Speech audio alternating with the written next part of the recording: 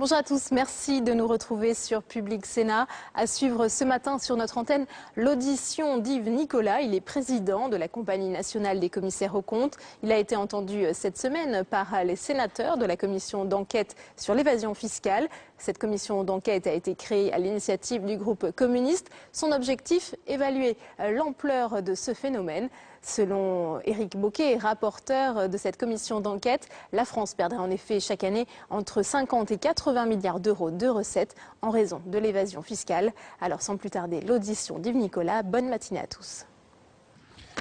Nous accueillons Monsieur Yves Nicolas, vice-président de la Compagnie nationale des commissaires aux comptes. Je vous rappelle, Monsieur le Président, que conformément au terme de l'article 6 de l'ordonnance du 17 novembre 1958 relative au fonctionnement des assemblées parlementaires, votre audition doit se tenir sous serment et que tout faux témoignage est passible des peines prévues aux articles 434-13 et 434-15 du Code pénal. En conséquence, je vais vous demander de bien vouloir prêter serment, de dire toute la vérité, rien que la vérité. Pour ce faire, vous allez lever la main droite et dire « je le jure », ce que je vous invite à faire. Je le jure. Je vous remercie. Je vous propose de commencer cette audition par un exposé liminaire, en fonction de questions qui vous ont été éventuellement posées. Et puis après, je passerai la parole au rapporteur de la commission, M. Bocquet. Les autres membres pourront entamer d'autres questions éventuellement. Vous avez la parole. Merci, Monsieur le Président. Bonjour, mesdames, bonjour, messieurs. Le questionnaire. La première chose que peut-être je souhaiterais, c'est que je me présente. En effet, je suis vice-président de la Compagnie nationale des commissaires aux comptes. Je suis aussi président de la Compagnie régionale des commissaires aux comptes de Versailles, Yvelines, absolument, puisque nous sommes organisés à partir des cours d'appel. Il y a autant de compagnies régionales que de cours d'appel. Et la Compagnie nationale, donc, à laquelle si vous en êtes d'accord, je vous expliquerai un petit peu son rôle après. Organise la profession autour de ces caisses régionales, de ces compagnies régionales, pardon. Je suis diplômé de l'École supérieure de commerce de Paris. J'exerce la profession de commissaire aux comptes depuis plus de 30 ans et j'exerce ce métier de commissaire aux comptes. Évidemment, je suis aussi expert comptable, mais je suis plus particulièrement commissaire aux comptes. Et je l'exerce dans un cabinet assez important à Neuilly, donc dans les Hauts-de-Seine. Qui est membre d'un réseau international et j'en suis le directeur général. Pour ce qui est de la Compagnie nationale des commissaires aux comptes, je voulais vous expliquer un petit peu quel était son rôle et ce qu'elle représentait aujourd'hui. Donc aujourd'hui, nous avons 19 052 commissaires aux comptes. Alors je ne sais pas à quelle date exacte, ça serait peut-être au 1er juin ou du moins au 1er mai. Donc 19 052. À l'intérieur, on a deux types de commissaires aux comptes. On a des personnes physiques et des personnes morales. Les personnes physiques représentent à peu près 73% des commissaires aux comptes et les personnes morales 27%. Nous sommes une profession qui, comme beaucoup d'autres, se féminise de plus en plus, puisque aujourd'hui nous avons 18,5% de femmes. Alors c'est peu, mais j'ai connu la profession où il y avait très peu de femmes qui exerçaient. Donc aujourd'hui, nous sommes donc à 81% des hommes et à 19% des femmes. Nous exerçons des mandats dans diverses formes de société, puisque c'est la loi qui définit l'obligation de l'audit légal et donc l'obligation d'avoir un commissaire aux comptes. Nous exerçons d'abord surtout dans des sociétés par action simplifiée, les SAS, presque à 50%. En société anonyme, 19,3%. C'est la seule société juridique où il y a obligation, quelle que soit sa taille, d'avoir des commissaires aux comptes, ce qui n'est pas le cas des autres forme juridique. Il y a 8% de SARL, 11,8% d'associations et 11% d'autres types de formes juridiques, souvent des organismes proches de l'État ou dans des collectivités locales. Donc au total, ça fait 224 733 mandats et vous doutez bien qu'à l'intérieur, il y a de toutes petites entreprises comme de très très grandes cotées au CAC 40. Les effectifs de la profession sont aussi très répartis. Les cabinets qui ont plus de 50 salariés représentent seulement 15% du total et les moins de 10 salariés, donc beaucoup de professionnels qui exercent à titre personnel, représentent plus de la moitié de la profession. Donc vous voyez qu'on a à la fois des cabinets qui peuvent avoir jusqu'à 2000 collaborateurs et d'autres qui exercent seuls. Nous émettons, puisque c'est notre travail principal, si je puis dire, nous certifions les comptes de ces entités, et donc nous émettons chaque année 224 733 rapports, dont, il faut bien le dire, à 97% une certification pure et simple, ça veut dire que nous n'avons pas d'observation ni de réserve sur ces comptes. Dans 2% des cas, nous faisons des réserves, et dans 0,5%, 0,5, ça fait à peu près 1084 rapports l'année dernière, nous refusons de certifier les comptes. Combien de refus de certification? 1084 sur 224 733, oui, soit 0,5%. À ce sujet-là, ça peut vous sembler faible, mais il faut bien comprendre qu'évidemment, avant d'émettre notre rapport définitif, nous expliquons à l'entreprise qu'il y a des problèmes dans ses comptes et que nous refusons de les certifier. Donc, dans la majorité des cas, les comptes sont rectifiés par le conseil d'administration afin d'avoir une certification des comptes, puisque l'impact de refus de certification peut être très important pour l'entreprise et pour son environnement. Le commissaire aux comptes existe depuis longtemps, en fait, ça on le sait peut-être moins, puisque la fonction de réviseur des comptes a été créée pendant la Révolution industrielle par la loi sur les sociétés du 24 juillet 1867. Alors progressivement, le métier a beaucoup progressé avec d'abord la création de la Compagnie nationale des commissaires aux comptes en 1969, et puis deux phases d'évolution extrêmement importantes dans notre profession. La loi relative aux nouvelles régulations économiques, NRE, qui a unifié le statut du commissaire aux comptes en 2001, et puis dernièrement la loi de sécurité financière, la LSF, qui a instauré la séparation des fonctions d'audit et de conseil, et qui a créé notre instance de supervision, la haute autorité qui s'appelle le Haut Conseil du Commissariat aux comptes, que nous, dans notre jargon abréviatif, on appelle le H3C, Haut Conseil du Commissariat aux comptes. La Compagnie nationale des commissaires aux comptes donc, constitue l'instance représentative donc, des 15 000 commissaires aux comptes en France.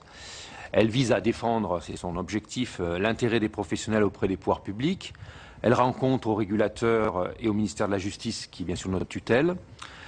Elle a un double rôle à la fois d'autorité technique, morale et institutionnelle et d'animation du réseau régional dont je vous ai parlé tout à l'heure, donc les 33 compagnies régionales de commissaires aux comptes, qui dans notre jargon on appelle ça les CRCC par rapport à la CNCC, qui est bien sûr la compagnie nationale. Alors notre organisation est assez simple, nous avons un conseil national, qui est l'organe décisionnaire de la profession, qui est composé de 91 commissaires aux comptes. Ce bureau national, ce conseil national donc, est représentatif de toutes les compagnies régionales. En fonction de leur importance, les conseillers régionaux sont élus conseillers nationaux. Une organisation qui est donc à deux étages. Les commissaires aux comptes élisent les conseillers régionaux qui eux-mêmes élisent certains d'entre eux deviennent conseillers nationaux et font donc partie de ce conseil national de 91 membres. Le bureau national, qui est l'organe exécutif, est élu par le Conseil national. Il se compose de 13 membres. Le président de la CNCC, j'en profite pour dire qu'il s'appelle Claude Cazes, hein, qui regrette de ne pas pouvoir être là aujourd'hui, mais donc je le représente. Merci. Et donc il a 3 vice-présidents, dont moi-même, 2 représentants du département des marchés financiers. Alors ça aussi, ça a été instauré par la loi de sécurité financière. Un certain nombre d'entités dont nous sommes commissaires aux comptes sont définies de par la loi et maintenant aussi au niveau de la directive audit de la Commission européenne, de l'Union européenne, comme des entités d'intérêt public. C'est-à-dire qu'il y a un certain nombre d'entités qui sont considérées comme étant encore plus importantes que d'autres en termes d'importance économique. Et parmi celles-ci, on a évidemment les sociétés cotées. Et ces sociétés cotées, donc, les commissaires aux comptes qui ont des mandats dans les sociétés cotées font partie d'un département spécifique à l'intérieur de la compagnie nationale qui s'appelle le département des marchés financiers, où évidemment il y a une co-tutelle en dehors du ministère de la Justice et du H3C, celui de l'AMF, puisque l'AMF, bien sûr, est le régulateur de ces sociétés-là.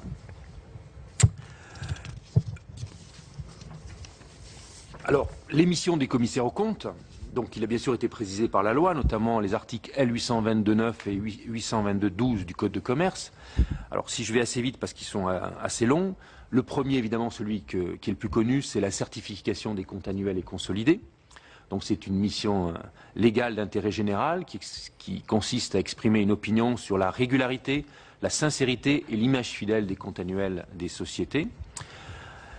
à vérifier aussi la sincérité et la concordance avec les comptes annuels des informations financières qui sont fournies à l'Assemblée générale, puisqu'en dehors des comptes, évidemment, il y a beaucoup d'autres informations qui sont données à l'Assemblée générale.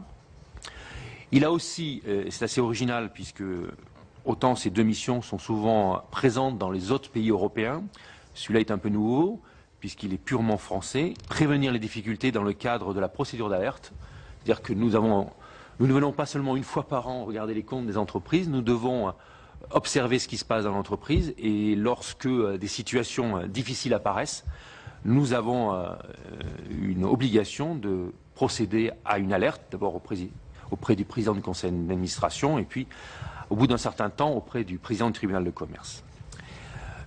Nous avons aussi, nous effectuons, alors ça c'est assez important aussi à comprendre, que notre mission d'audit a pour base des contrôles effectués par sondage, sur la base de l'évaluation bien sûr des systèmes comptables, de l'environnement de contrôle interne de l'entreprise, et que donc, puisque c'est à base de sondage, notre opinion est donnée à partir d'un seuil de significativité. Nous ne pouvons pas donner une opinion en disant que les comptes sont justes à l'euro près, bien entendu, c'est en fonction de la taille de l'entreprise et en fonction de la significativité d'une erreur sur l'image fidèle de ces comptes.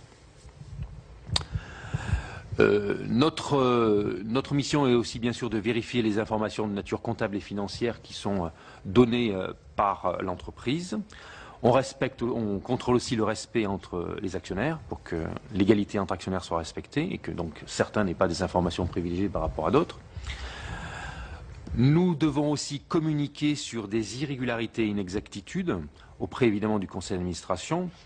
Nous devons, donc je l'ai dit déjà, prévenir par la procédure d'alerte si nous sommes dans une entreprise qui peut avoir des difficultés rapidement, notamment par exemple des problématiques de trésorerie.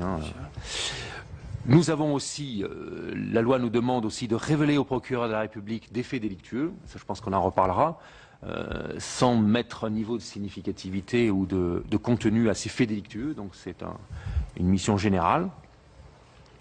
Et nous avons aussi, bien sûr, l'obligation de déclarer tout soupçon de blanchiment de capitaux et de financement du terrorisme auprès de Tracfin.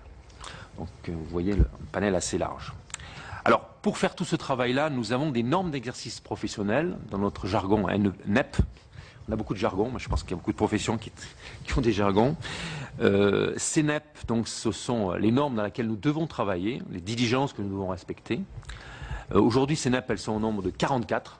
Donc vous voyez que c'est un petit bouquin de normes. Ces normes, et ça aussi c'est une particularité française, sont élaborées bien sûr par la Compagnie nationale des commissaires aux comptes, qui les transmet au garde des Sceaux pour homologation après avis du H3C, donc notre haute autorité de supervision.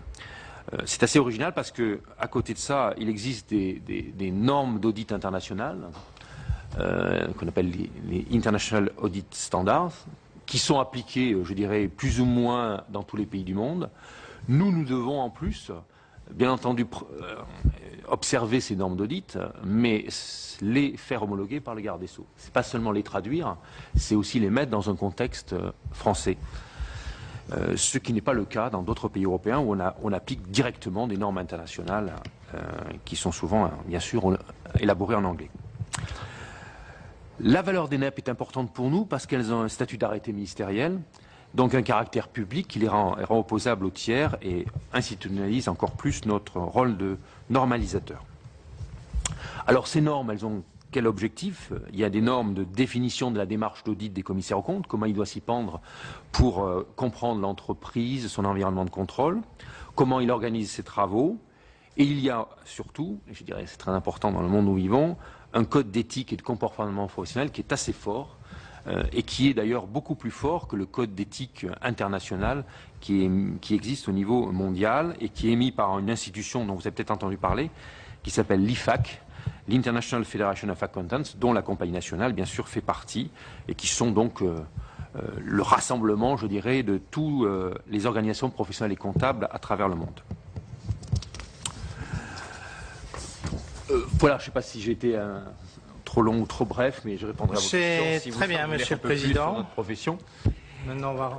Oui, je voulais vous mettre en problème la procédure de révélation et de déclaration en Tracfin, telle que nous l'appliquons, parce que je pense que c'est un sujet qui est éminemment important pour vous, dans votre commission. Il faut bien comprendre que le champ d'intervention du commissaire aux comptes se limite donc aux missions qui sont précédemment exposées. Donc vous voyez, nous n'avons pas une obligation de résultat, nous avons une obligation de moyens qui aboutissent donc à donner une opinion sur les comptes de l'entreprise, son futur, de cette manière par l'intermédiaire de la notion de difficulté qu'elle peut rencontrer. Cependant, en cas donc nous n'avons pas une mission active en termes de matière de fiscalité. Nous n'avons pas à rechercher des problématiques fiscales ou des erreurs fiscales ou des fraudes fiscales. Cependant, évidemment, au cours de nos travaux, nous pouvons être confrontés à une situation de fraude fiscale. Et donc, dans ce cas-là, le commissaire aux comptes a deux choses à faire, deux déclenchements parallèles, la révélation des faits délictueux auprès du procureur de la République et la déclaration à Tracfin en cas de suspicion de blanchiment d'argent. Nous avons un certain nombre de statistiques aujourd'hui, puisque chaque commissaire aux comptes, je ne vous l'ai pas dit, fait chaque année des déclarations d'activité. Il doit auprès de la compagnie régionale à laquelle il est inscrit, et puis évidemment c'est après consolidé au niveau de la compagnie nationale, déclarer ses mandats, mais aussi savoir par exemple s'il a donné une opinion ou s'il a fait des réserves, mais il dit aussi s'il a fait des révélations. Et donc en 2009, nous avions 1075 révélations sur un total de mandats de 223 388, ce qui fait 0,5%. En 2010, et franchement, je n'ai pas d'explication à vous donner. Il n'y a eu que 886, soit un petit peu moins, puisque le nombre de mandats est quasiment le même, à 223 570, doit seulement 0,4%. Je ne pense pas qu'on puisse forcément en tirer le fait que les sociétés que nous contrôlions ont été beaucoup plus attentifs à ces problèmes-là. Je pense que c'est surtout lié au fait que nous avons été confrontés ou pas à ce type de fraude fiscale. Je vous rappelle aussi que par rapport à l'ensemble des entreprises qui existent en France, nous ne vérifions les comptes que d'une assez minorité en nombre. C'est-à-dire que, certes, sur les grandes entreprises, nous intervenons de façon obligatoire, mais plus l'entreprise est petite, plus elle est en dessous de certains seuils où il n'y a pas de commissaire aux comptes. Et donc, nous n'intervenons pas. Donc, cette obligation est bien sûr prévue par le droit positif français. Donc, c'est les articles L823-12 et L827 du Code de commerce. Le 823-12 donc dit que nous devons, à partir du moment où nous avons constaté ce type de problématique de fraude, le signaler à la prochaine Assemblée générale, pour tout ce qui est irrégularité et inexactitude relevée par le commissaire aux comptes au cours de l'accomplissement de sa mission, ce qui fait que tous les actionnaires sont au courant que malheureusement, dans l'entreprise, on a constaté des irrégularités, des inexactitudes. Nous la révélons bien sûr au procureur de la République de façon quasi immédiate, dès que nous en avons connaissance. Souvent d'ailleurs, l'opération se fait en deux temps, c'est-à-dire en général, il y a un dialogue oral avec le procureur ou ses substituts pour lui expliquer le problématique, et puis après on envoie un écrit qui confirme les faits, sachant que vous vous doutez bien qu'on est dans une situation où quelquefois, il n'y a pas complètement certitude, puisque nous voyons des faits qui nous inquiètent, qui nous obligent évidemment à faire des investigations un peu plus poussées, mais nous n'avons pas évidemment les moyens de la police ou du procureur pour aller beaucoup plus loin. Et pour ce qui est des obligations relatives à la lutte contre le blanchiment, bien sûr c'est défini au titre 6 du livre 5 du Code monétaire et financier. Alors la définition des faits délictueux, puisque c'est les mots qui sont retenus par la loi, pour nous ce sont des faits ou des irrégularités susceptibles de recevoir des tribunaux une qualification pénale, et ce sont des faits susceptibles de présenter un caractère suspect au regard de la loi pénale. Donc c'est une définition assez large. Donc c'est pour ça que je vous disais que souvent nous avons une conversation orale avec le substitut du procureur, parce que la définition pénale n'est pas forcément évidente pour nous, du fait que nous n'avons pas toute l'information concernant les problématiques. Alors que faisons-nous lorsque nous sommes affrontés à une problématique de ce style ? Bien sûr, la base de notre métier, c'est le scepticisme et le jugement professionnel, c'est-à-dire nous avons un code d'éthique dont j'ai parlé tout à l'heure qui nous pousse à être le plus indépendant possible vis-à-vis de l'entreprise. Donc, bien entendu, nous ne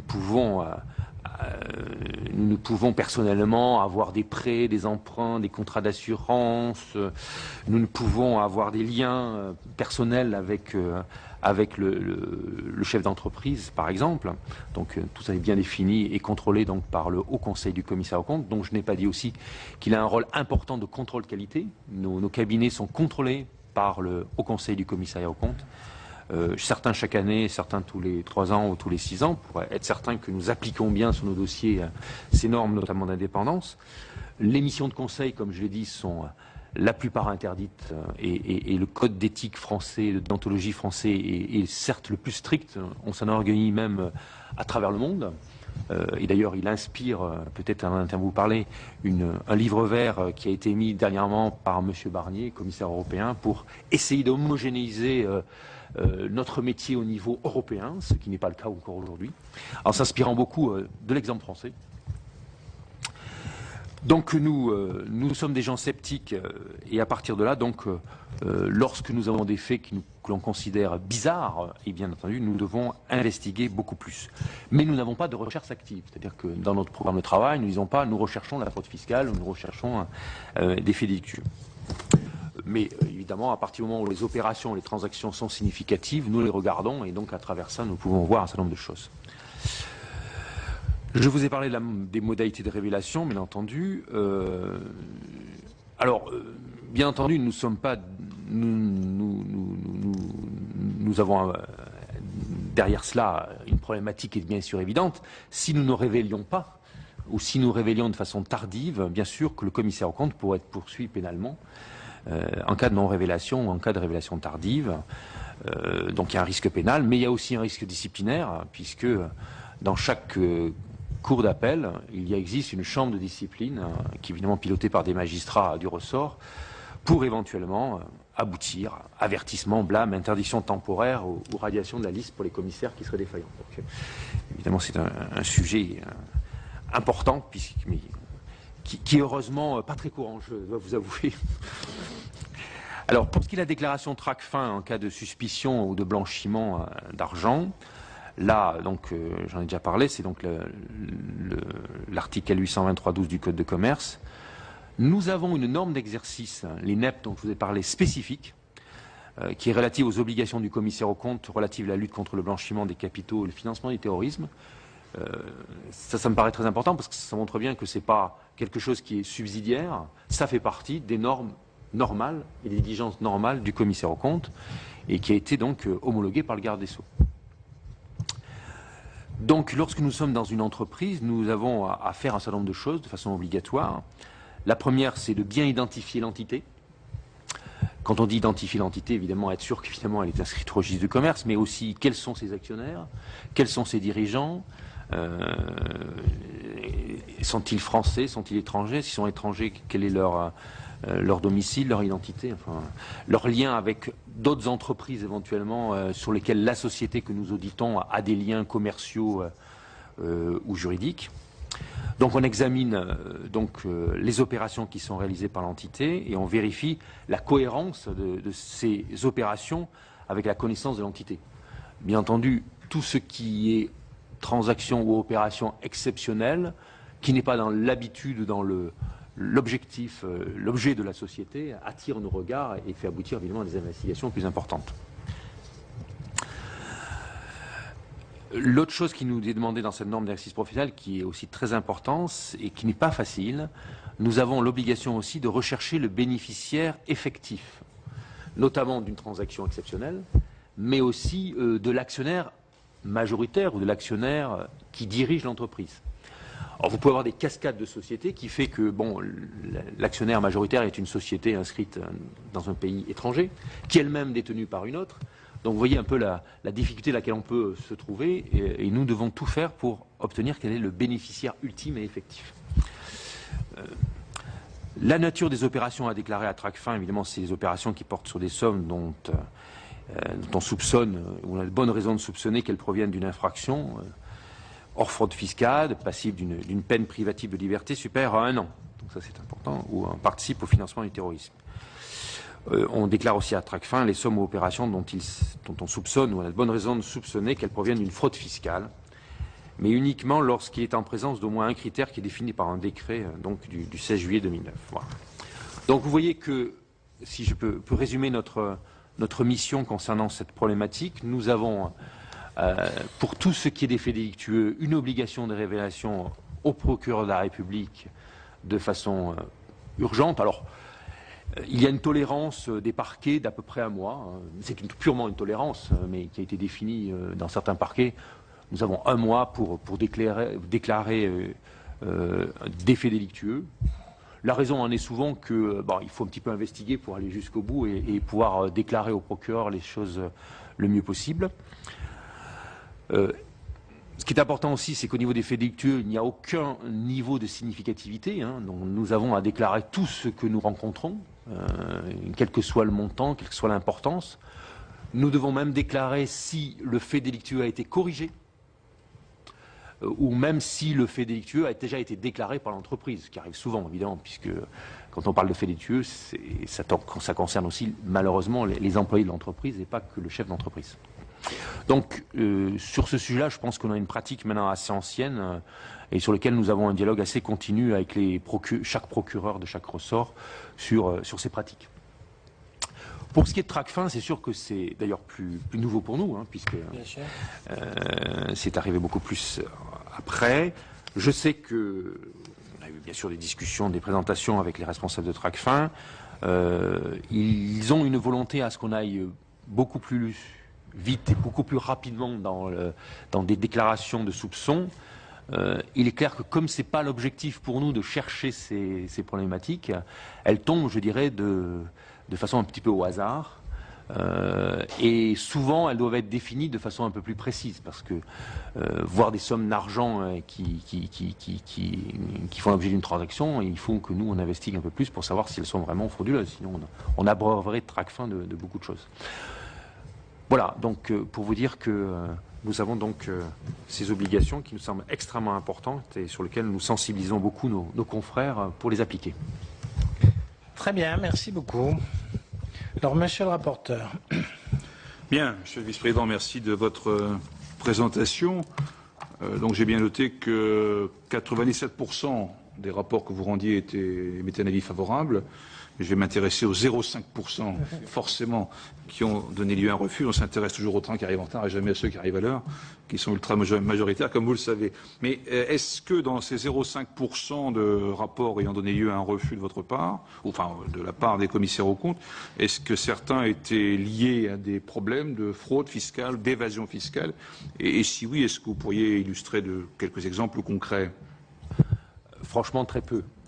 Lorsqu'on émet des réserves dans les rapports, c'est plutôt des problématiques de certification par rapport soit à l'absence d'informations, c'est-à-dire que la société ne donne pas les bonnes informations qu'elle doit donner à ses actionnaires, soit parce que l'interprétation de principes comptables ou de méthodes comptables ne sont pas bonnes, ce qui évidemment a un impact sur l'image fidèle et le résultat. Soit des incertitudes absolues, par exemple une entreprise sur laquelle on a des incertitudes sur certains actifs, ou des passifs qui pourraient être absolument monstrueux, mais sur lesquels il y a un risque latent. Et en général, ces risques sont quand même pas souvent des risques fiscaux. Alors, il peut arriver quand même que nous puissions aboutir à des réserves sur des risques, et notamment sur des risques fiscaux, parce que nous avons détecté, en effet, un risque fiscal latent qui n'a pas été appréhendé par l'entreprise. Bien sûr, la réponse en général du dirigeant, c'est de dire, bien, vous avez peut-être raison, il y a ce risque, mais bon, d'abord, c'est pas un risque absolu, je me défends et j'explique pourquoi, et puis vous savez qu'il y a des avocats qui vont l'aider à convaincre l'administration fiscale que son point de vue n'est pas celui-là. Bon. Et puis donc, ce qui arrive souvent, c'est que le chef d'entreprise nous dit, mais tant qu'il n'est pas avéré, il n'y a pas de raison d'en parler ni de le provisionner. Dans ces cas-là, en effet, c'est le jugement professionnel du commissaire aux comptes qui doit prendre en compte ce sujet-là. Si je comprends bien, la plupart du temps, c'est un désaccord sur le provisionnement d'un risque. Oui, exactement. En général, un commissaire aux comptes, Il y a un risque. il y a un risque. Il y a le provisionnement et le chef d'entreprise dit je le provisionne ou je le provisionne pas, c'est ça. Absolument. Et vous avez une vision différente. Mais on peut avoir une vision différente parce que le chef d'entreprise va faire appel à son avocat fiscaliste qui Voilà, va lui dire, pour moi, le risque est de X. Et puis nous-mêmes, dans nos cabinets, nous avons des experts sur des sujets et on peut avoir une appréhension un peu différente. Donc ça peut aboutir à des écarts d'évaluation qui, s'ils ne sont pas traités, peuvent aboutir à des réserves. À un refus de certification, il faudrait vraiment que ce soit gigantesque, hein, mais plutôt à des réserves dans nos rapports. Est-ce que l'administration fiscale a collaboré avec vous pour édicter des normes du point de vue de ces sujets dans... Non, enfin, il faut bien comprendre aussi que nous sommes commissaires aux comptes, hein, donc nous ne sommes pas l'expert comptable de l'entreprise. Par contre, l'expert comptable de l'entreprise, lui, est un conseil de l'entreprise, hein, et c'est à lui à conseiller le chef d'entreprise sur un... Excusez-moi, mais pour compléter, vous avez les deux métiers, c'est-à-dire dans une entreprise, vous êtes parfois commissaire aux comptes, et dans l'entreprise voisine, vous êtes parfois expert comptable, donc vous avez la même connaissance. C'est exact. C'est exact que la plupart des commissaires aux comptes sont experts comptables, d'ailleurs, c'est le même diplôme. Le code déontologie est extrêmement strict, évidemment, on ne peut pas être à la fois expert comptable et commissaire aux comptes dans la même entreprise, mais les deux métiers sont complètement différents. Autant l'expert comptable est là pour assister le chef d'entreprise, le conseiller et lui dire comment traiter une problématique fiscale, autant nous n'avons absolument rien à dire, seulement à juger si le traitement est adéquat ou pas. Mais ce qui veut dire donc que forcément, nous avons une certaine connaissance du sujet, puisque nous n'avons pu le pratiquer dans une entreprise concurrente. Alors, vous avez évoqué l'existence d'une espèce de charte, d'un code éthique, hein, de normes, de principes qui guident votre action, apparemment plus sévère en France que dans le reste de l'Europe, c'est ce que vous indiquiez, mais reste posée néanmoins inévitablement la question de l'indépendance des commissaires aux comptes, sans mettre en doute l'intégrité, le sérieux du travail, mais de fait, vous êtes rémunéré par vos clients. Donc de fait, ça crée une dépendance. Et qu'est-ce qui peut garantir que, donc, vous avez dit que vous soyez le plus indépendant possible, ce qui laisse quand même une marge. C'est quand même une vraie question qui se pose. Et on a eu écho dans la chronique il y a quelques temps de licenciement d'auditeurs. Ça s'est produit. J'ai pas l'exemple en tête, mais je sais que ça s'est produit. Et pouvez-vous indiquer quelles mesures et quelles dispositions ont surmonter cette difficulté de l'indépendance totale, absolue du commissaire par rapport à l'entreprise qui l'audite? C'est peut-être une erreur de langage de vous dire que nous étions indépendants le plus possible. Nous sommes indépendants. Il n'y a pas de sujet là-dessus et c'est vérifié par l'intérieur du contrôle de qualité dont je vous ai parlé et par l'intermédiaire du Haut Conseil du commissaire aux comptes qui est complètement indépendant de la profession puisqu'il est dirigé par des magistrats qui ne sont pas évidemment commissaires aux comptes. Bon. Je crois qu'il faut d'abord dire que nous sommes nommés pour 6 ans. Donc ça veut dire évidemment que même si nous sommes payés par l'entreprise, nous avons une mission qui est donnée par l'Assemblée générale pour 6 années, dont les honoraires sont définis en général dès le départ et la plupart du temps par un processus d'appel d'offres. Donc les choses sont absolument transparentes. Nous avons beaucoup de mesures pour garantir cette indépendance. Nous avons d'abord par la rotation des signataires, c'est-à-dire que même si nous sommes renouvelés pour 6 années de plus, ça ne sera pas le même associé signataire pour toutes les sociétés d'intérêt public. Donc ça veut dire que c'est un autre associé du cabinet qui va être indépendant et qui va éventuellement subir les foudres d'un risque pénal, d'un risque civil, d'un risque réglementaire ou d'un risque disciplinaire, hein, puisque nous sommes une profession qui aime, on n'aime pas trop parler de ça, mais c'est quand même la vérité, nous sommes très surveillés par donc notre haute autorité, par les magistrats, et nous cumulons les risques, puisque en tant que signataire à titre personnel ou à titre au nom d'une personne morale, nous avons à faire face à d'éventuelles poursuites pénales, civiles, en réparation, réglementaires, pour ce qui est par exemple de l'AMF, si c'est une société cotée, et disciplinaire. Bon. Donc nous sommes, je dirais, très encadrés. Bien. Et le fait, par exemple, de certifier les comptes d'une entreprise dont un dirigeant serait un parent, le fait d'accepter un prêt d'une entreprise dont on est commissaire aux comptes, ça c'est absolument interdit et c'est la meilleure façon pour être radié de façon définitive. Donc je mets bien en exergue le fait que nous sommes une des professions libérales les plus réglementées et les plus contrôlées qui soient. Bien, alors en dehors de ça, vous savez qu'il y a beaucoup d'autres mesures qui existent dans la profession de commissaire aux comptes. À partir du moment où vous êtes dans un groupe de sociétés, qu'il y a des comptes consolidés, en France, et on est le seul pays au monde où ça existe, nous avons le co-commissariat aux comptes. C'est-à-dire qu'il y a 2 commissaires aux comptes qui signent le même rapport. Imaginez un qui, tout à coup, veuille se laisser entraîner vers des faveurs, l'autre, évidemment, est là pour l'empêcher et voire mettre un rapport qui serait différent du sien. Mais alors, dans ce cas-là, la visibilité du problème serait évidente. Donc, je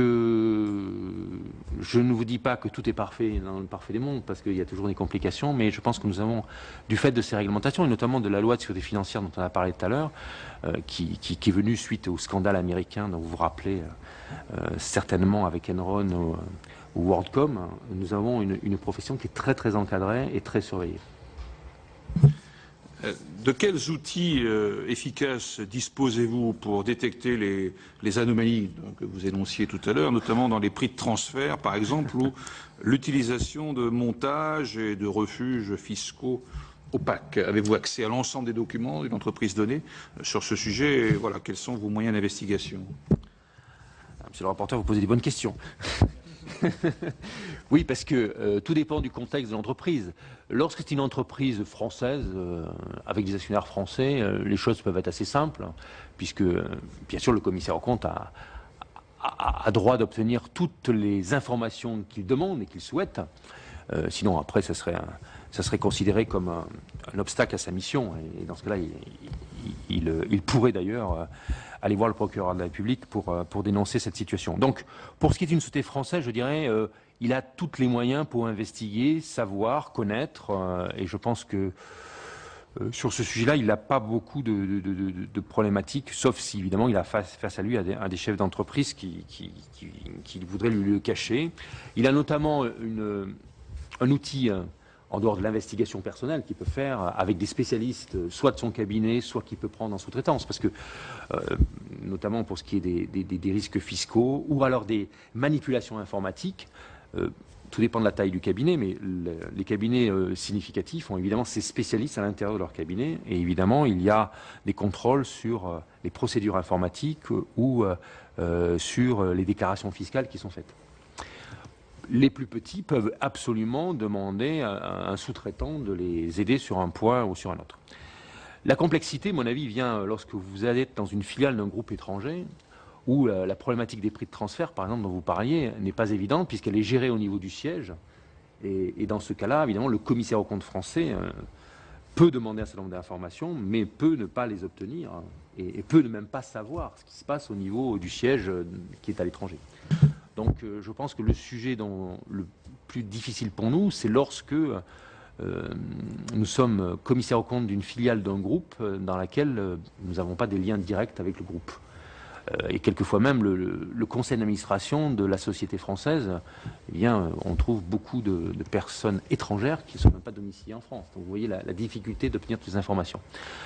Alors, si le groupe est sérieux, la plupart des groupes étrangers qui travaillent en France sont quand même sérieux, en général, l'auditeur est l'auditeur de la société mère, donc, qui a donc une vision globale sur le groupe et qui doit, dans ses normes de travail internationales, puisque là on est à l'étranger, regarder les problématiques de prix de transfert, à une communication vis-à-vis du commissaire aux comptes en France, puisque si la société est consolidée, il doit demander, pour donner une opinion sur les comptes consolidés, un certain nombre d'informations au commissaire aux comptes français. Donc ça va dans ce sens-là, mais bien sûr le commissaire aux comptes français peut demander aussi un nombre d'informations à son confrère étranger qui contrôle le groupe.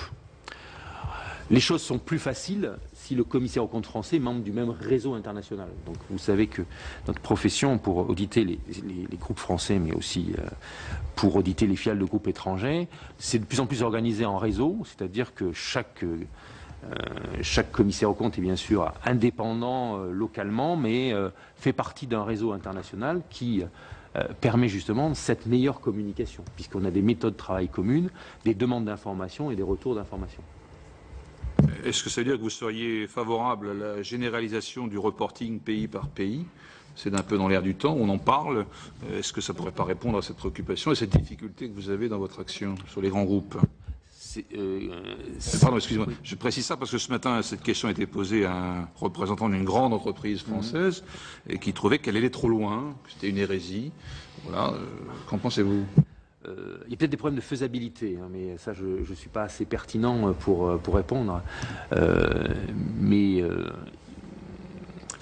Du fait que les transactions sont de plus en plus imbriquées dans un groupe entre différentes filiales, il est certain qu'à un certain moment, la vision fiscale groupe est telle que la transformer en une vision pays par pays me paraît compliqué. Maintenant, pour ce qui est du commissaire aux comptes français, évidemment, lui-même, si on peut lui donner, je pense, des informations pertinentes sur l'impact de décisions fiscales à l'étranger sur les transactions françaises, pourrait être intéressante. Je crois plus à ce que je vous disais avant, le fait que l'auditeur du réseau, de la maison mère, communique mieux avec l'auditeur de ses filiales. À propos des signalements Tracfin au procureur de la République, est-ce que vous auriez un bilan chiffré et qualitatif du point de vue de l'application de ce dispositif dans le domaine de la fraude fiscale, plus spécifiquement? Non, puisque en fait, pour les révélations des faits délictueux, on n'a pas le détail, hein, je ne crois pas, sur la fraude fiscale. Hein. On a juste les chiffres dont je vous ai donnés qui sont globaux. Hein, donc à l'intérieur, je ne peux pas vous dire quels sont les faits liés à de la fraude fiscale. Et pour ce qui est de Tracfin, c'est la même chose en fait. Hein. Ouais, on n'a pas d'informations détaillées. Que des informations pour le moment globales. Vous avez évoqué la responsabilité des commissaires aux comptes en cas de non-signalement d'une situation douteuse, bizarre, je reprends vos termes, mais en cas de redressement fiscal d'une entreprise, est-ce que dont un commissaire a certifié les comptes, est-ce que sa responsabilité de la même manière peut être engagée? Le commissaire aux comptes, là c'est la jurisprudence qui le dit à chaque fois, a une obligation de moyens et pas de résultats. Donc je pense que sa responsabilité pourrait être engagée si on pouvait prouver que dans ses diligences étaient insuffisantes et qu'il n'a pas fait le travail de qualité qu'il devrait faire et qui lui aurait permis de voir ce type de problématique.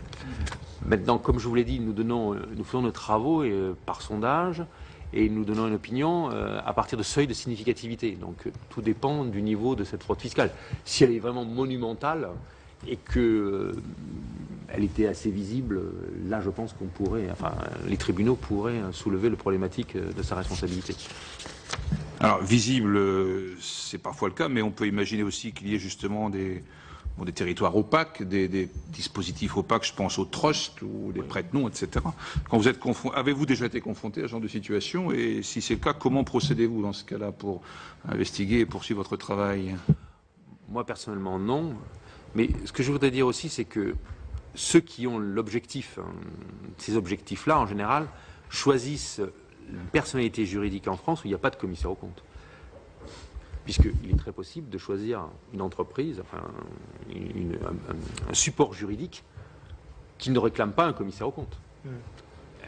Pourquoi choisir un support juridique où vous savez qu'il y a quelqu'un qui va vous contrôler? Mais j'ai en tête la plus grande banque française, même européenne, qui dispose d'entités dans des paradis fiscaux. Et dans ce cas-là, comment peut-on accéder d'une part à toutes les informations, tous les documents, et de là certifier les comptes de cet établissement bancaire qui, à l'évidence, dissimule certains actifs au moins? Écoutez, je ne peux pas vraiment vous répondre, je ne connais pas le dossier dont vous parlez. Je pense que en termes généraux, je veux dire, à partir du moment où vous êtes auditeur, commissaire aux comptes d'un groupe français et que vous regardez évidemment les différentes filiales, si vous envoyez dans des paradis fiscaux, évidemment vous investiguez, vous regardez ce qui se passe et pourquoi elles existent, quel est leur objectif. Maintenant, après, faut-il encore, comme je vous l'ai dit tout à l'heure, qu'elles soient significatives, parce qu'il peut y avoir des toutes petites filiales dans certains paradis fiscaux qui ne sont pas consolidées, donc qui ne sont pas dans le périmètre de consolidation et sur lesquelles donc le commissaire aux comptes n'intervient pas forcément. Est-ce qu'il y a des commissaires aux comptes, par exemple, je pense aux îles Vierges britanniques? Avez-vous connaissance de cela? Ah, il y a des auditeurs localement, oui. Soumis aux mêmes règles que Soumis aux règles locales.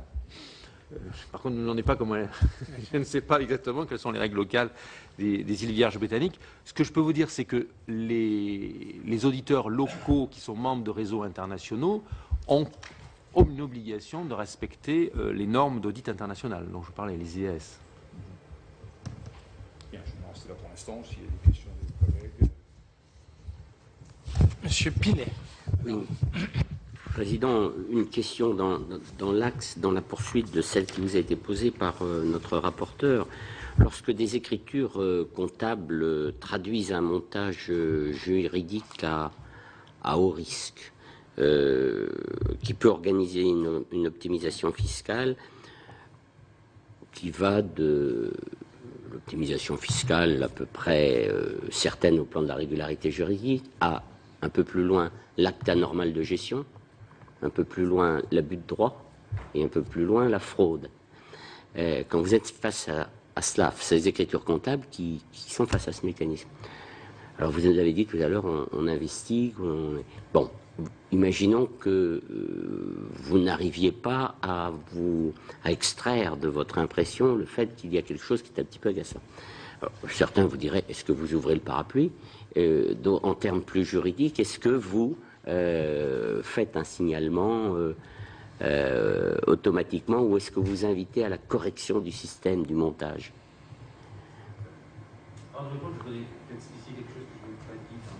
Dans ma présentation, c'est que nous ne devons pas nous immiscer dans la gestion. Donc souvent des montages sont faits parce que la direction de la société le souhaite. Nous n'avons pas à donner un avis si c'est bien ou c'est mal. Par contre, en effet, lorsqu'il y a des montages un petit peu compliqués, c'est notre devoir, surtout s'ils sont significatifs, de regarder si ces montages n'aboutissent pas en effet à des risques, et notamment des risques fiscaux. Après, c'est une question de jugement professionnel, de savoir si ce risque est avéré, absolu, et on a franchi une ligne jaune, et dans ce cas-là, il faut aller voir le procureur de la République, ou si ce n'est pas. Donc c'est toujours un peu un cas d'espèce. C'est difficile de vous dire oui ou non. C'est un jugement professionnel en fonction d'une situation, et en fonction de ça, en général, le commissaire aux comptes consulte. Alors, il consulte soit ses associés, s'ils sont plusieurs dans le cabinet, soit, mais ça m'est arrivé, il consulte le président de sa compagnie régionale pour comprendre s'il a bien compris, s'il y a un vrai sujet. Alors, après, ce qui se passe, c'est que, en général, les commissaires aux comptes sont des gens raisonnables, ce qui veut dire qu'à partir du moment où il a vraiment un doute, la plupart du temps, comme je vous disais tout à l'heure, il appelle le procureur de la République pour lui exposer la problématique.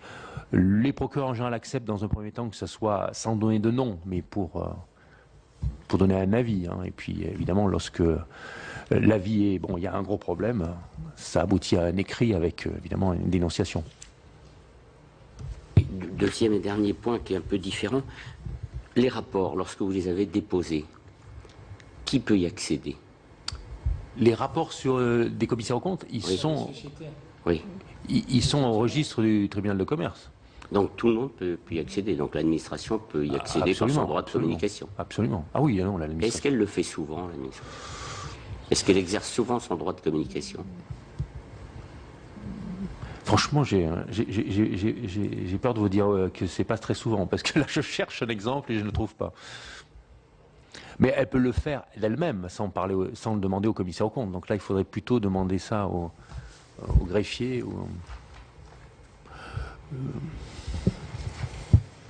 Monsieur Vaugrenard. Non, au-delà du fait que je trouve que c'est une excellente question, pas parce qu'elle vous gêne ou parce qu'on a la bonne réponse, mais vraiment de savoir si l'administration fiscale va un peu plus loin, quoi. Non, sur l'homogénéisation, sur le territoire européen. Oui. Vous avez dit qu'il y avait un certain nombre de pays qui avaient plus de difficultés que d'autres. Est-ce que vous pouvez nous indiquer quel pays en particulier? Est-ce qu'il y a un lien spécifique par rapport à la gestion supposée bonne ou mauvaise de ces pays? Ensuite, donc, vous n'avez pas connaissance du nombre de faits délictueux soumis au procureur de la République s'agissant de fraude fiscale ou alors auprès de Tracfin. Vous n'avez pas connaissance non plus éventuellement du montant éventuel que cela pourrait représenter du tout. C'est compliqué, c'est difficile. D'accord. Parce que ce qu'on essaie de chercher, c'est l'efficacité par rapport à la fraude fiscale, quoi. Et là, je me rends compte en vous écoutant, en vous entendant que c'est assez compliqué et c'est difficile pour vous. Alors, soit parce que vous n'avez pas les moyens pour agir véritablement, ils sont insuffisants, vous avez un objectif de moyens, mais vous n'avez pas d'objectif de résultat.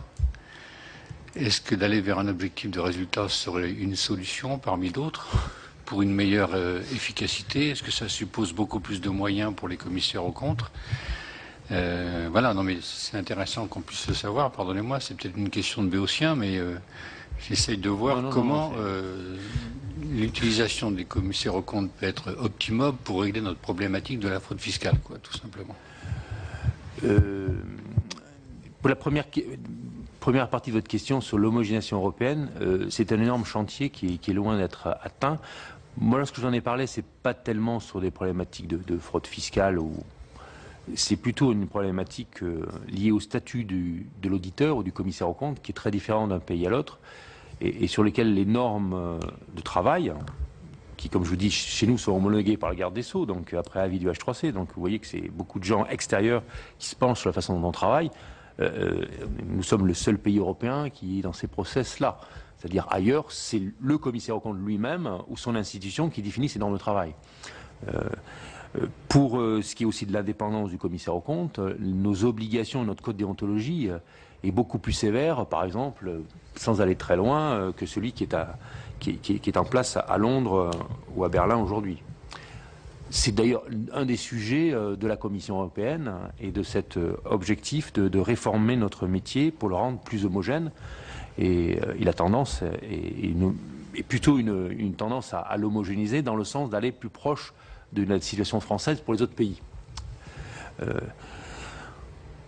Pour ce qui est de...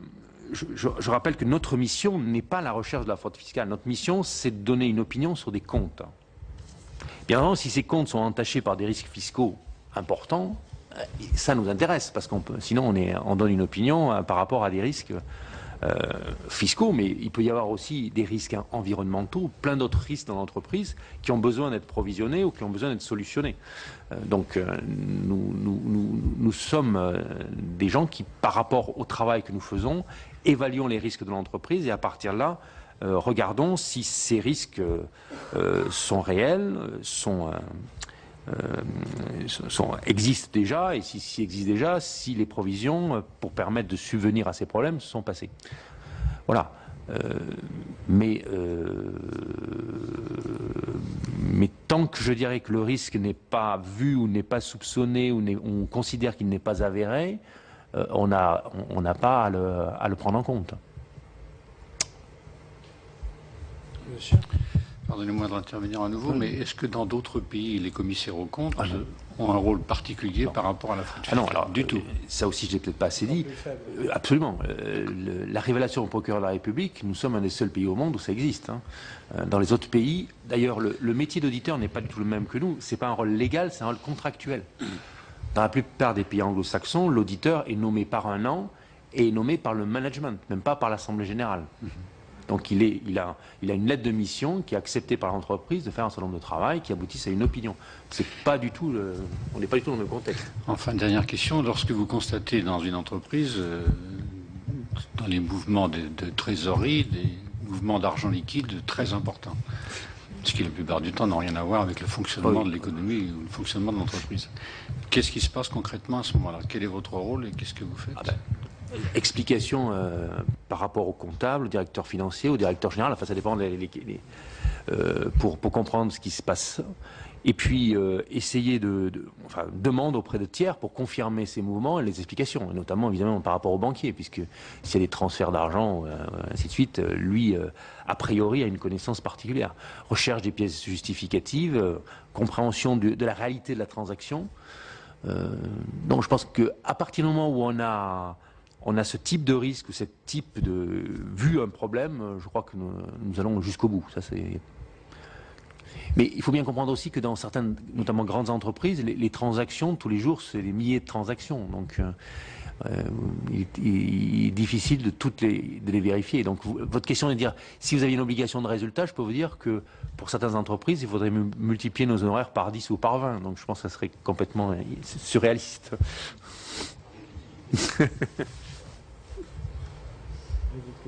Oui. Monsieur le rapporteur. Oui, le secteur bancaire a été bien sûr particulièrement chahuté ces dernières années avec la crise financière et au plus fort de la crise financière notamment. Est-ce que pour certaines banques, certains établissements de ce type, des commissaires aux comptes avaient été amenés à formuler des remarques ou des réserves sur l'activité de l'établissement en amont de ce que la crise a pu révéler? Oui, parce que vous avez le rapport sur les comptes, celui dont on a beaucoup parlé, qui est visible, qui est donné à l'Assemblée générale, mais derrière ça, notamment pour ces établissements financiers qui sont importants, il y a beaucoup d'autres rapports qui sont émis et discutés avec la direction de l'entreprise et avec les comités d'audit. Et dans ces rapports-là, évidemment, on fait l'état des diligences qui ont été effectuées par le commissaire aux comptes, des risques qu'il a vus, des problématiques qu'il a rencontrées, des solutions qu'il faudra apporter. Il y a des recommandations, parce que si on ne peut pas donner de conseils, on peut faire des recommandations en disant telle problématique comptable a été traitée comme ça, nous pensons qu'elle devait être traitée différemment. Donc, si vous alliez dans une banque et que vous demandiez tous les rapports émis par les commissaires aux comptes, et pas seulement le rapport sur les comptes, vous verrez que ça fait beaucoup de choses. Et à l'intérieur, évidemment, vous allez trouver, mais bon, je ne peux pas en parler de façon précise puisque je ne connais pas forcément des dossiers, sûrement des points d'attention, des points de sujet à traiter qui mettaient en exergue le fait que des risques existaient et que peut-être un jour ils apparaîtraient de façon plus visible. Mais ça, vous rentrez dans un sujet qui est aussi passionnant, c'est le rôle de préventif du commissaire aux comptes. Puisque aujourd'hui, le rôle que nous demandons, c'est de donner une opinion sur les comptes du passé, qui ont déjà été arrêtés. Par contre, je pense que ça serait intéressant, mais là c'est un débat un peu plus général, de donner aussi un rôle un peu plus préventif au commissaire aux comptes, comme on l'a vu pour lorsque l'entreprise est en difficulté. Parce qu'évidemment, connaissant bien l'entreprise, ses rouages, en général connaissant bien l'activité, il est à même d'avoir une opinion sur l'état de ces risques et l'éventualité que ces risques se réalisent. C'est un sujet d'ailleurs que, j'en reviens, parce que c'est beaucoup d'actualité dans notre profession, de ce livre vert de M. Michel Barnier. Le démarrage, ça a été ça, c'est-à-dire il y a eu cette crise bancaire, qu'ont fait les auditeurs, ont-ils vu les problèmes, et ne faut-il pas qu'ils aient une mission plus élargie? Ce qui était un rôle passionnant sur lequel nous sommes prêts à discuter. Mais ça, je déborde le sujet de votre commission. Pas tout à fait, mais justement ce rôle élargi, qu'est-ce qu'on pourrait y inclure, l'élargissement, pour garantir qu'à l'avenir, ce genre de situation ne se reproduise plus? A été discuté, mais je dirais pour le moment, il n'y a rien d'établi. Du fait qu'à partir du moment où le commissaire aux comptes est un tiers indépendant qui a une vision sur les risques de l'entreprise, ne pourrait-il pas faire un rapport sur ces risques? Dire, cette entreprise, voilà, ses comptes sont ça, je les ai certifiés, mais elle encourt un certain nombre de risques. Alors, environnemental, des risques liés à son activité, parce qu'elle est dans un métier difficile ou qui est en plein retournement, des risques liés à son organisation interne, à son informatique qui n'est pas efficiente, voilà. Et bien sûr, ça peut être des risques fiscaux ou des risques juridiques, des risques contractuels. Enfin bon, malheureusement, quand on est chef d'entreprise, on est entouré de risques de tout ordre. Dans votre activité et les nombreux dossiers que vous avez eu à traiter, est-ce que vous avez eu à constater la délocalisation d'actifs immatériels, je pense à la gestion des brevets par exemple, dans des territoires à fiscalité privilégiée, aux Bermudes par exemple? Est-ce que vous avez été confronté à ce genre de situation? Moi personnellement non, mais bon, par contre des entreprises qui délocalisent, qui ferment une usine pour ça, oui, ça on le voit, mais comme je l'ai dit au début, nous n'immiscions pas dans la gestion. Nous vérifions que si elles le font, elles respectent les lois et les règlements de la République française. Concernant les prix de transfert sur lesquels je reviens, est-ce que vous diriez qu'ils sont, dans les grandes entreprises, est-ce qu'ils vous semblent correctement contrôlés? Écoutez, pour mon expérience personnelle, notamment vis-à-vis de groupes français, je vous dirais oui et de mieux en mieux. Bon, d'abord parce que, en général, ces groupes français se sont outillés de spécialistes, mis en place des procédures, et puis ils se savent très bien surveillés par l'administration fiscale. Donc, c'est quand même un sujet assez systématique. Et une dernière question peut-être sur le projet au niveau de l'Europe aussi de mettre en place une assiette commune, l'AXIS. J'imagine que vous en avez entendu parler abondamment. Et voilà, quel est votre avis là-dessus? Auriez-vous des propositions à formuler éventuellement à ce sujet? Comment ça vous fait réagir? Je dirais tout ce qui peut aboutir à plus de clarté au niveau européen me semble une bonne chose. Et donc le fait d'avoir une assiette fiscale européenne me pense un très bon sujet. Maintenant, je pense que n'a pas d'opinion précise sur comment il faudrait faire. Je pense que ça, je pense que ça va dans le bon sens de clarification et de transparence. Il n'y a pas eu de proposition, en fait? Non, pas par les commissaires aux comptes. Monsieur Becot. Oui, au moins une question très simple. Un commissaire aux comptes a-t-il les moyens de détecter une faute fiscale dans la mesure où celui-ci vérifie la sincérité des comptes de l'entreprise et a-t-il les moyens d'analyser à l'intérieur de l'entreprise le fonctionnement de l'entreprise des faits qui auraient, ce que je dis pas qui sont, mais qui auraient pu être délictueux? Comme j'ai dit, il a une mission qui est une mission de vérification des comptes. À travers ça, il voit des montages ou des opérations sur lesquelles, évidemment, il doit se poser la question de l'impact fiscal, puisqu'on audite le résultat net après fiscalité. Vous dire après, est-ce qu'il a les moyens de tout vérifier, de tout voir? Bien sûr que non, il n'a pas les moyens, parce qu'il y a une obligation de moyens, justement, et pas de résultats. Maintenant, après, si ces compétences dont vous vouliez parler, le commissaire aux comptes a par essence des compétences fiscales. Et si c'est devenu un point extrêmement complexe, il peut faire appel à des spécialistes, soit de son cabinet, soit extérieur, pour demander une opinion sur un point précis sur lequel il a un souci.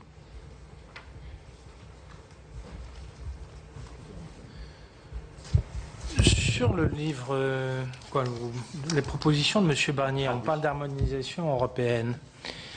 Mais en réalité, il va falloir convaincre nos partenaires. En réalité, si je comprends bien, ça peut se retourner contre votre profession. C'est-à-dire que si l'harmonisation se fait à minima, je donne un exemple parce que vous l'avez souligné tout à l'heure.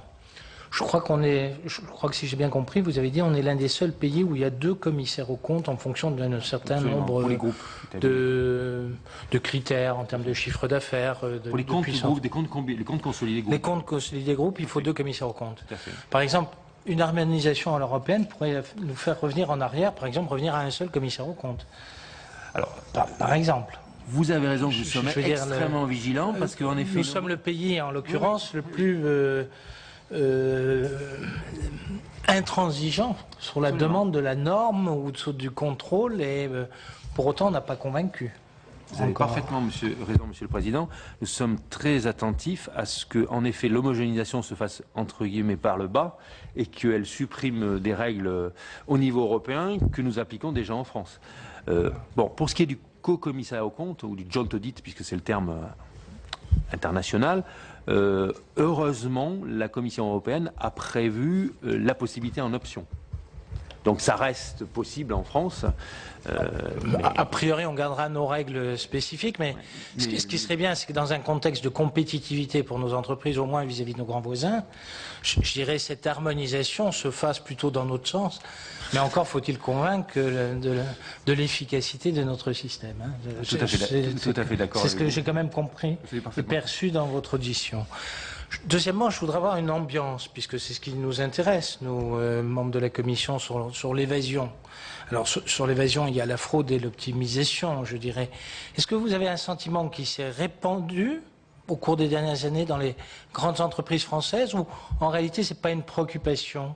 En réalité, il n'y a pas de vraie pression ou de vraie problématique pour les dirigeants des entreprises françaises de savoir si on doit s'orienter vers une stratégie fiscale. On a parlé de stratégie fiscale par exemple ce matin. Est-ce que c'est un sentiment qui se développe tout simplement parce que, je dirais, les entreprises même de taille moyenne sont de mieux en mieux informées de la compétition fiscale, ou au contraire c'est une stabilité dans votre profession? Vous n'avez pas que c'est le sentiment que c'est un problème très particulier, qu'il a toujours été existant au cours des années? Il y en a toujours qui ont tendance à franchir la ligne jaune, mais c'est pas le plus grand nombre, ou au contraire c'est une pression qui devient de plus en plus forte en termes de compétitivité? Non, moi, mon sentiment, c'est plutôt la deuxième partie de votre propos, c'est que l'optimisation fiscale a toujours été un souci permanent des entreprises, et donc elle le demeure, mais je ne vois pas de raison de penser que c'est plus un souci que d'autres. C'est un souci parmi d'autres. C'est un souci parmi d'autres, et je pense que d'ailleurs beaucoup d'entreprises ont déjà réfléchi à ces problématiques depuis longtemps et l'ont mis en place, donc il n'y a pas... je n'ai pas...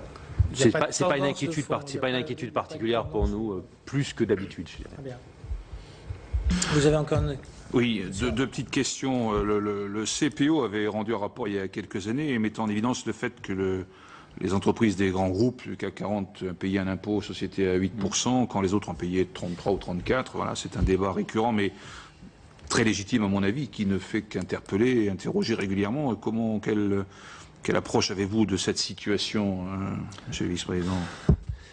Écoutez, nous vérifions, lorsque nous sommes auditeurs de groupes français, la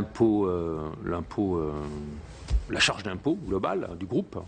Et donc, on s'assure que le calcul est correct et qu'il a respecté la réglementation française.